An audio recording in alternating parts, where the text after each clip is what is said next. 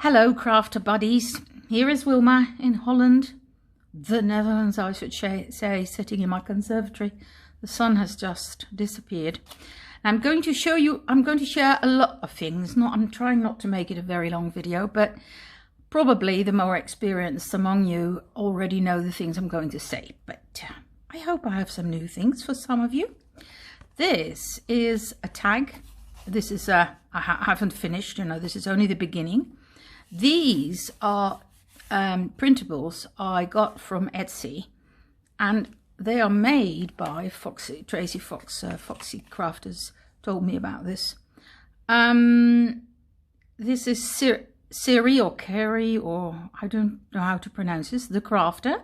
He's on Etsy. You will hear this correctly, a man, M-A-N. You don't see them here a lot, do you? It's women. Okay, what did I do? I made, with his templates, this is a small version, I made loads of tags. Some of them have been stitched, and those that weren't stitched, I sometimes stitched them myself. Here is one. Here I embossed the mushrooms.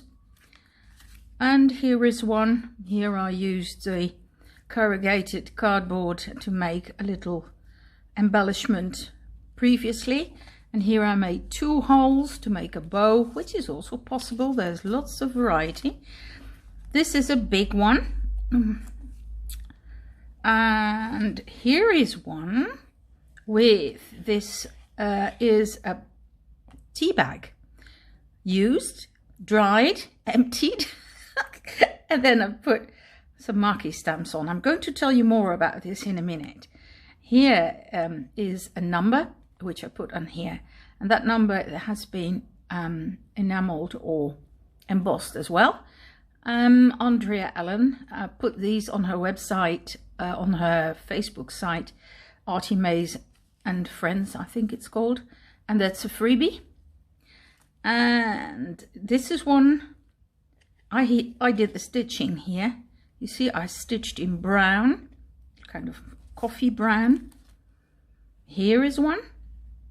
And another one with cut out from a tea bag, stamped, and also put beeswax on. I'm going to tell you about that too. Lots to say. This is one with a bee-waxed label from Tracie Foxy Crafters. Love junk journaling or junk journals. Here this one and that one, they were I put beeswax on those. Here I put a dingly dangly one I made myself with a bulb pin, and another number and another dingly dangly or a dangle, whatever. And here's something with marquee stamps. I'm going to tell you about the marquee stamps too. I like this one. I especially like the round tea bag. Actually, I'll just do some advertising. This is Tetley tea. I'm living in the Netherlands, but I do get my Tetley tea. I love it. And friends bring it over, or I go and get it myself if I don't have to go into quarantine like now. A dingly dangly. And so I drink English tea. I'm an English teacher, and somehow I'm an Anglophile too. So this one I think is very pretty. With the number and the butterflies. So those were Ceri the Crafter's backgrounds. Now for something today, let's talk about the marquee stamps. I'm not the first one to mention them. I think Tracie Fox also mentions them. They are German brand, and they make the most gorgeous, very detailed stamps, especially those that are made, well, most of them are very, there's 2 women who do this. Most of them are historical or antique stamps, and well, they're so very beautiful, and I use them in because they make a really vintage impression. When you buy them, you get them in these little bags, which are nice to keep. I always take them out. There's one in here which is very old German writing. So those are the Mackie stamps. Next, dump on the floor. This is the beeswax. Now you can buy the beeswax in little, well, buttons, but here, if you look, this is the real stuff. This is taken from the bees hive by a friend of mine who's a beekeeper, and very thin. And she brought me some because I wanted to try this. You use your iron. Well, I would advise you not you use your best iron, though if you're careful, there's nothing. It's not really a problem. And here is one of the Tetley tea bags that I used. I take them apart. If you do it carefully. Oh, well, let's not do this on video because nothing really can be done carefully. Oh, no, yes. Oh. Well, then you keep the round. This is very, very English. In Holland, we have little strings on them, so we can put it in our tea and take it out without. But you leave your tea in, so there's no string needed. Okay, that's the beeswax. And now I watched a video by Donna Phillips, her name is, yes, today. And she has a website called Junk Journal Ideas. And she gave a little tutorial about how to make these pockets. They're vellum. Mine aren't vellum. This is tracing paper, which is a lot cheaper over here. But it's 100 grams, so it's strong tracing paper. And what you do is you fold these little envelopes, you put a picture in, you sew, and then you put something here. She gives examples of how to do this. And I put this little thingy on.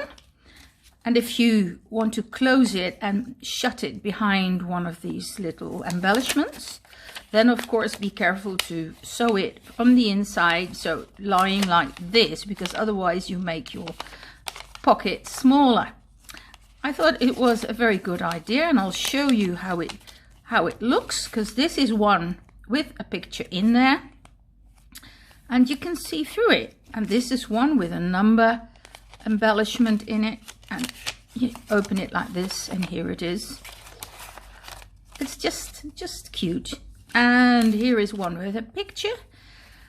Let's have a look.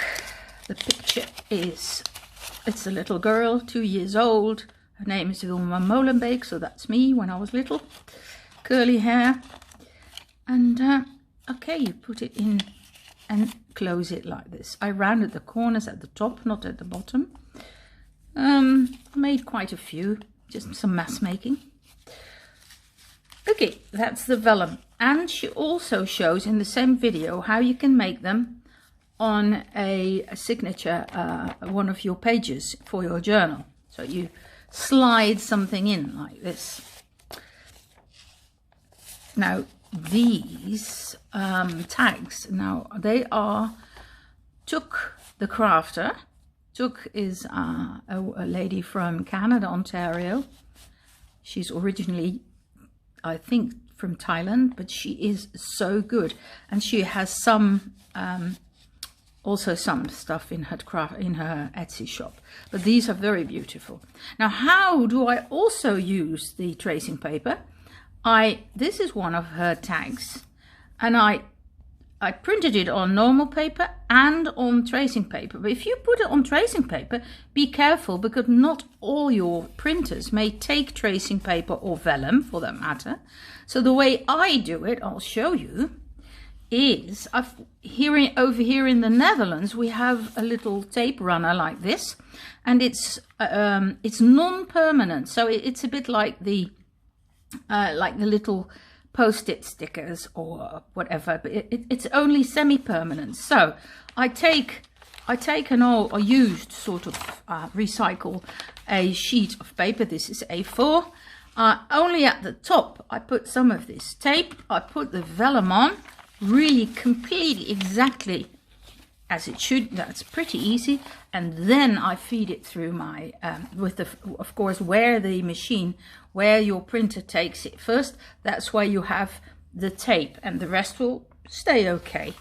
And then afterwards it comes out as a whole, and it stays flat, because otherwise it starts rolling a bit. You can tell, you know, it starts sort of, and beware that you leave it to dry for a while, because this takes some drying time. But this is how I get my, and I'll show you some more. Look, this is how I printed on, and of course you can see through, which is very pretty. I printed my my tracing paper. Right, that's that. I think this is what I wanted to say about the tracing paper. 100 grams or vellum, but as I said, here in the Netherlands the tracing paper is a lot cheaper than vellum. Okay, this is some of the stuff. These are Tracie Fox's labels, among other things. But this is the stuff that I've waxed with beeswax with my iron. Don't put the iron too high. I saw a lady do that on in a video. But, you know, be careful to keep it very low heat. And the good thing about the beeswax is it gets another texture and it becomes partly transparent. So the thinner stuff, you can see through it.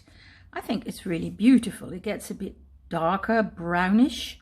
It has this, I think it has a vintagey look. So that's why I have a special, special pocket for my wax stuff. It does not feel greasy at all, so don't worry about everything becoming greasy.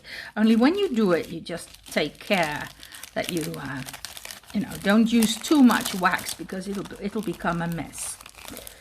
Right, what else did I want to say? Here are some examples of, well, I'm going here and fro, to and fro here and there. These are some tea bags stamped with the Maki stamps, and also used beeswax on them. One little tip as well. Now, these are little, well, you can use ice lolly, wooden, well, you know, sometimes you use them to stir something. These I can buy in different colors in a shop, DIY shop close by. I bought these clips. They are pretty strong. It doesn't hurt, but it's very strong, and they can be bought in a DIY shop. They're for people who do some DIY. But when I have to glue something that takes longer to dry, I put it in between, like a whole side of an envelope. I put it in between those two little wooden sticks, and then I put some on some of these clips on, and then I'll put it away. So it means I don't have to hold it, and it'll glue perfectly. There is some other clips which I found out only recently, and they are these. These are clips to, when you're sewing, you can replace your pins by these clips. It's really handy. Did you know them? I didn't know them. I saw Andrea Allen use them, and these are small and easy to handle. But mind you, now no, this is so strong. If you put this on something you want to be kept together, it does not leave a mark here. There's no mark, and it's really like when you pull a string through something, you don't want to pull it through completely, then you clip this on the back of the string and it stays on the other side of your paper. I don't know if you know what I'm saying, what I mean. It's a bit cryptic, but can you visualize it? These you can buy at needle shops, needlework shops, and well, all these shops that that sell the sewing stuff. Right, I'm done. You know enough, I think, for another day. Okay, have a good day and a good week this week. Bye-bye.